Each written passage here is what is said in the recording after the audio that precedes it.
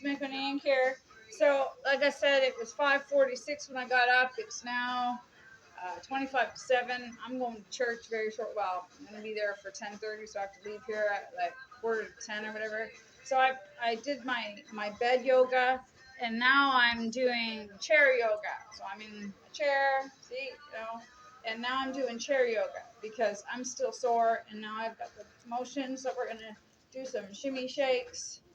I'm in a chair now, and I'm drinking my coffee, and I'm just my hips still fucking sore. Anyway, so I got some radio in the background. That's Lady Gaga doing Bad Romance in the background. I think I'm listening to 92.1. I don't know what they call them. But anyway, and it's a good mix. 92.1 is a good mix for radio. Funny thing about radio, they tell you things that the TV doesn't. If you listen to your local radio station, they take ratings and stuff, right? So they know who tunes in, and they might not know your name or whatever. They might, but they might tell you things on the radio that they wouldn't normally put on. Depending on the listenership and stuff, and Anyway, I hear all kinds of interesting facts and figures on the local 106.1. Um, uh, 106.1 Magic, but I can't stand. There's two people that do the morning show. There's Lisa. Lisa is okay, but that fucker that they've got working with him, I want to fucking shoot him in the head. I've totally tuned out the radio station because I can't fucking stand the DJs. And that happens on most of the radio stations I listen to. They got these no brains that have no sense of humor, mouthing off, trying to be fucking funny. It drives me crazy. Ruins radio for me. So anyway, so we're doing some Bad Romance. So we're in a chair, we're in a chair. So I'm drinking my morning coffee and I'm doing chair yoga. Well, if you're not just happy about it, don't be. Just get your body motion moving. Rumba, rumbamba, ga ga, ooh la la. I wanna rumba, ra ra. Like I said, I gained half an inch doing this. The mountain pose, but it works just as well in chair. Want to revenge? I want your love. I don't want to be friends. I don't want to be friends.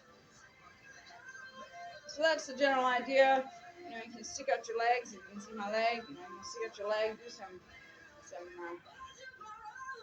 You have to hold on to the chair. That's fine. Works in any chair.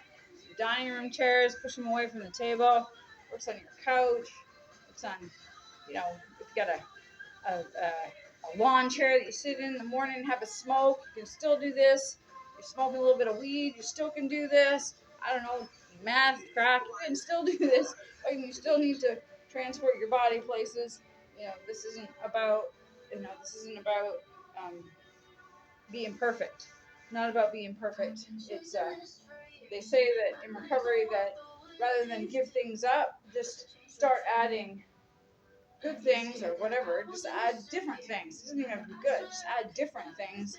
And then sometimes it replaces or does away with the things that you want to give up or things that you think are problematic. But I'm beginning to see that, for some people with severe trauma, probably living entirely sober would be next to impossible. When you got all kinds of rape memories and incest memories and your family's blowing people away in front of you, or you live in a bad neighborhood and you saw 10 shootings by the time you were 5, that shit don't go away.